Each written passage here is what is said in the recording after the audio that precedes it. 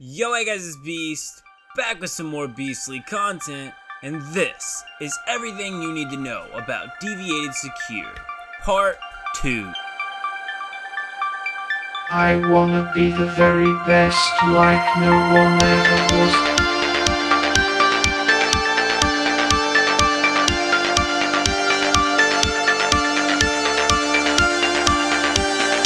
Firstly, I want to start by saying you should seriously get started on getting your Deviation securement units out. I say this for a few main reasons, one being the PaperDoll, a deviation that when placed in a securement unit passively collects scrap that can be broken down to metal scraps, which is an ingredient used in the making of the binding grenades, meaning we're a step closer to passive Pokeballs. To achieve this, we just need to add a couple Digby boys to the mix. For deviation locations, let's go ahead and get started on the PaperDoll. Simply by taking a visit to Evergreens, which you can easily reach by TPing to the gym just north of Evergreens. I'll also mention that while you're here collecting PaperDolls, you might as well hit the mystical chest. While it is just a blueprint for the Dual Fury, which is a 2-shot shotgun, it might just be a tiny bit better than the base weapons. Once you reach Evergreen, you will want to follow the path I take leading you to this mall area. Here you will find plenty of PaperDolls spawning around this mall, as well as a wish statue where you can use coins to summon a deviation from the statue. I'm not 100% on what the deal with these wish statue deviations are, but we'll explore these on another day. Once you've collected enough PaperDolls, get them babies in a box and let's get on into the Digby boy. So, in order to farm the Digby boy, it's quite simple. He actually has an easy enough spawn area just outside of this gym. Once you're at this gym, you'll just need to explore around the gym, looking for moving rocks, then battle, capture, repeat.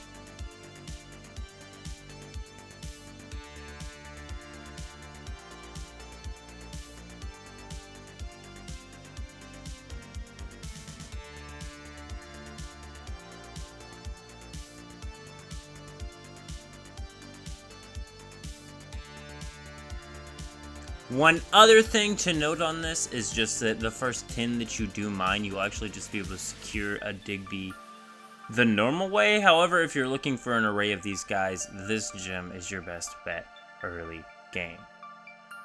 So once you've gotten yourself a hold of enough Digbys, go ahead and lock those babies in a box, and let's go ahead and get on into the next tip.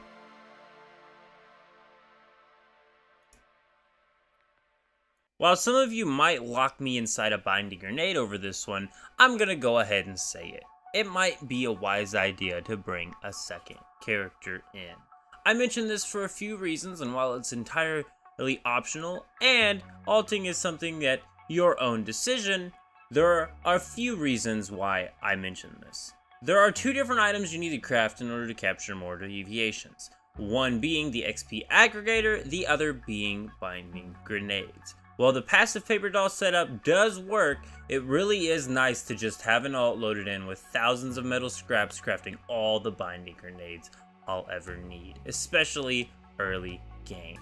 It was also very nice to be able to T-point in all the metal scraps I needed to make all of my securement units, as well as the material to craft an electric furnace. Now, if only I had remembered to get the materials for the power generator before I blew the rest on metal scraps, but hey, Pokeballs.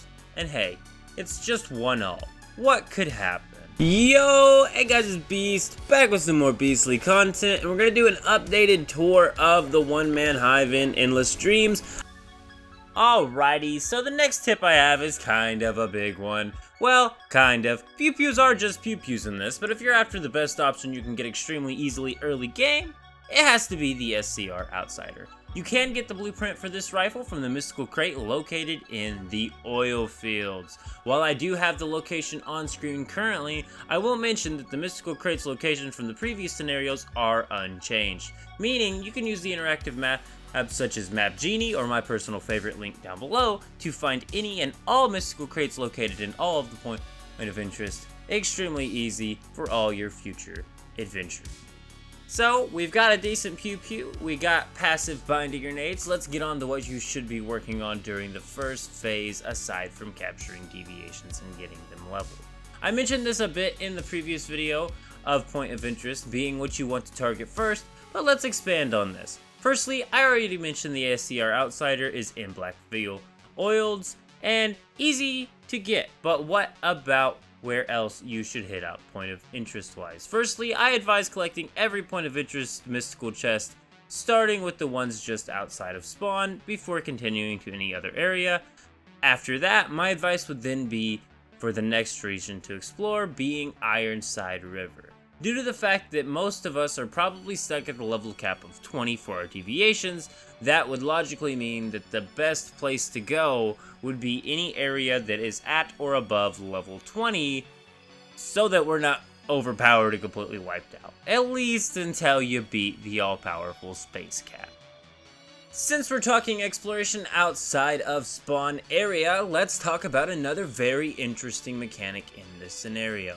The temperature system. In order to survive in more hot or cold areas, you will need specific gears and hides to survive there.